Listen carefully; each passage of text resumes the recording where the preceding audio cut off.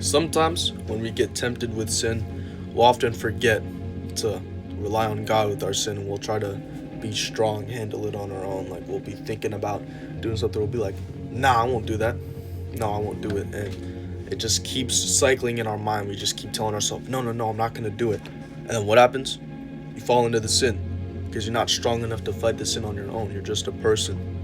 I mean, you're born with the readiness to sin. You're not going to be able to fight it on your own. You have to fight it with the power of God, because God is strong enough to come over sin, because he overcame sin when he sacrificed his son, Jesus Christ, to die on the cross for us.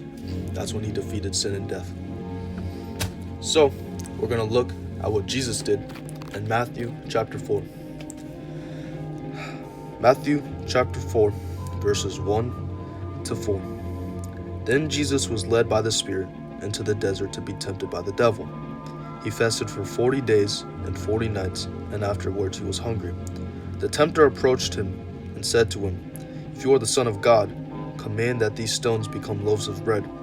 He said in reply, "It is written, one does not live by bread alone, but by every word that comes forth from the mouth of God." Alright, Jesus on the mountain, fasting. The devil comes up to him personally, in person, right in front of him, tells him, alright, if you're the Son of God, make these stones become bread, because I know you're hungry. So, first thing that Jesus does, before anything else, he doesn't tell him no straight up. He uses scripture from Deuteronomy. Before he even said anything of his own personal opinion, he used a verse. He used scripture that the people were using back in his time. They would use the Torah, the law. The Torah would be considered like the first 5 books of the Bible or whatever, and he's using scripture from Deuteronomy to combat the temptation of the devil.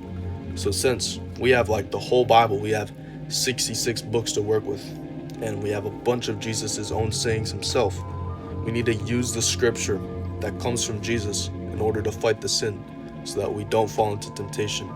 Now obviously, we're human, we're people, we're gonna fall sometimes, but we shouldn't be consistently falling into sin. It should be like once in a while, like a big accident when we fall into sin. It's not something that we should be allowing ourselves to fall into, that we choose to fall into.